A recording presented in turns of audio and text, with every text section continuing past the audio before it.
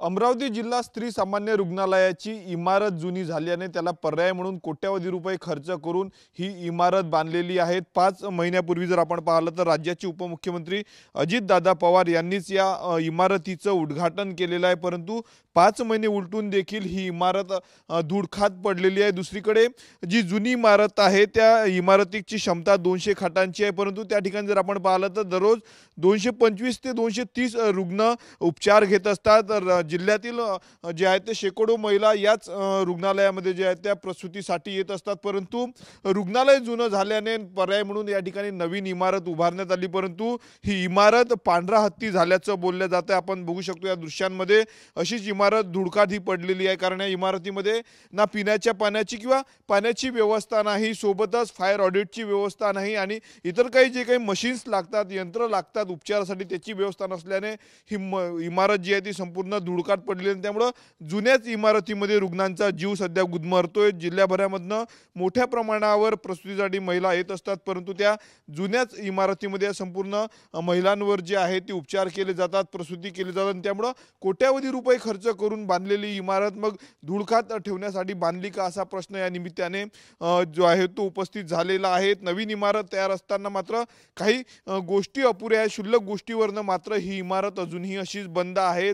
संपूर्ण धुळखाट ही इमारत पडली आणि त्यामुळे ही इमारत केव्हा सुरू होणार असा प्रश्न रुग्णांच्या वतीनं आणि रुग्णांच्या नातेवाईकांच्या वतीनं व्यक्त केला जातो आहे, कारण जुन्याच इमारतीमध्ये उपचार घ्यावे लागत आहे। अनेकदा वीज पुरवठा जो आहे तो खंडित देखील त्या इमारतीमधला होत आहे, त्यामुळे नवीन इमारत जर सुरू झाली तर या ठिकाणी उपचार चांगल्या पद्धतीने उपचार घेता येईल असं रुग्णांच्या नातेवाईकांनी म्हटलेलं आहे, परंतु अजूनही इमारत जे आहे ती सुरू झाली, त्यामुळे क्षमतेपेक्षा जास्त रुग्ण त्या जुन्या इमारतीमध्ये येत असतात आणि त्याच ठिकाणी त्यांना उपचार त्या रुग्णालयामध्ये घ्यावं लागतात। 200 खाटाचं असं सुसज्ज हे इमारत आहे, जिल्हा स्त्री सामान्य रुग्णालय आहे, रुग्णांच्या सेवेसाठी बांधलेलं आहे, परंतु क्षुल्लक काही गोष्टी आहेत। फायर ऑडिटच्या ज्या काही सुविधा आहेत त्या सुविधा त्या ठिकाणी नाही, सोबत पाण्याचा प्रश्न आणि छोटं फर्निचरचे काही आणि मशीन यंत्र शिल्लक आहे। त्या छोट्या कारणावरनं जे आहे ते संपूर्ण इमारत जिल्हा स्त्री सामान्य रुग्णालयाची नवी इमारत अशी धुळखात पडलेली आहे, त्यामुळे प्रशासनाचं आणि आरोग्य विभागाचं दुर्लक्ष होतं आणि त्याचा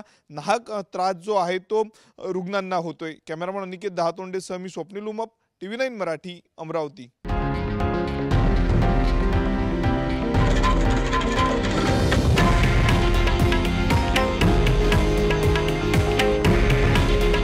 हे आहे देशातील नंबर 1 न्यूज नेटवर्क आणि आपण पाहत आहात TV9 मराठी। काळजी तुमची, हित महाराष्ट्राचं।